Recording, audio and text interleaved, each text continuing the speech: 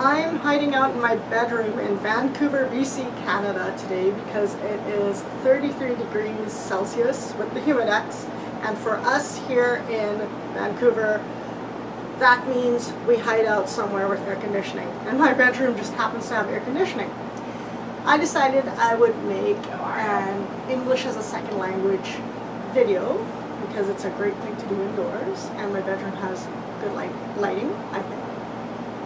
I thought today that I would comment on the difference between moving to Canada and living in Canada. And I guess I should introduce myself. Who am I? I'm Kristy Kassie, and I'm an English and ESL instructor in Westminster, BC, Canada. I teach small to medium-sized classes, and right now I'm teaching one-on-one. So one person meets me and we focus on conversation skills. I really do enjoy that. So, back to my topic. The difference between living in Canada and moving to Canada. A lot of people think that moving to a country means that you will learn the language, you will adapt to the culture, you will become Canadian just by some magic, just by being here. And that's not correct. Living in a country, participating in a country, belonging to a country takes a lot of hard work, unfortunately, but it does. And I'm sure that when you made that decision to move from your country to Canada, you knew that it was a big decision and you knew that there would be challenges. So one of those challenges is, of course, number one, learning the language. And a lot of my students tell me that it's really difficult in Vancouver to find people who speak English as a first language. And that is a problem you will have in a lot of big cities where a lot of immigrants move to. Many people who live in those cities, English is not their first language. So yes, their accents will be difficult to understand. Don't let this discourage you from speaking to them and practicing your English. Practicing English is the only way you will learn English. Yes, you can go to school and you can study in textbooks and you can do your homework and you can learn 1,000 phrasal verbs, but if you never use it, you will lose it. I like to say, if you don't use it, you will lose it. It doesn't make sense knowing something if you don't use it. Living in a country, so living in Canada, is so much more than just going to school. It is going to places like Tim Hortons and trying a double-double, a coffee with 2 sugars and 2 creams.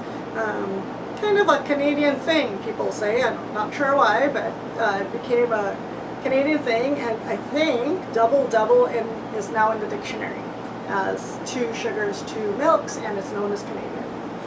So it's about experiencing the Canadian culture. Last night I went to the Celebration of Light, which is a big fireworks competition every year in BC, and it's really a trademark of summer in Vancouver. And as my boyfriend likes to say, we went to English Bay and sat on the rocks to watch it. It was beautiful, but at English Bay, we didn't hear any English.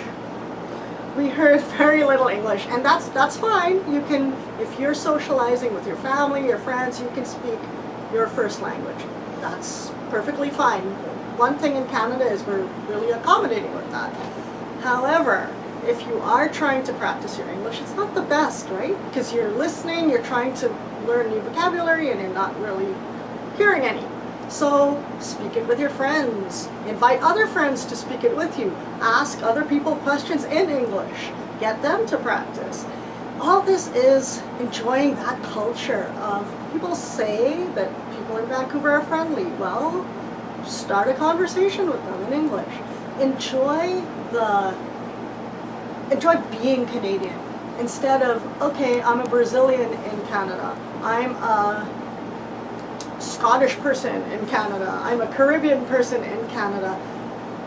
You're Canadian.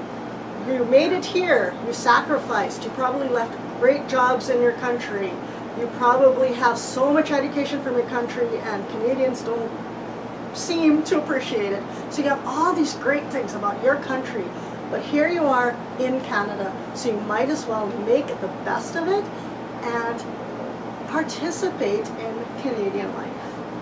I would love to help you. As I said at the beginning, I'm an English and ESL instructor in New Westminster, BC. I teach one-on-one classes, so we practice your conversation in environments like coffee shops and cafeterias, anywhere that you hear English going on in daily life in Canada. My website is www.kristyk.ca, Kristyk.ca. You can find a lot of information about me, all the various things that I do, and you can find my contact information. I'm on Facebook, I'm on Twitter, LinkedIn, Instagram, all that sort of thing, and my phone number is also on my website. You can give me a call, and we can work together to not only improve your English, but improve your enjoyment of being in Canada, living in Canada, and getting on the way to being a Canadian. Thanks, and I'll see you next time.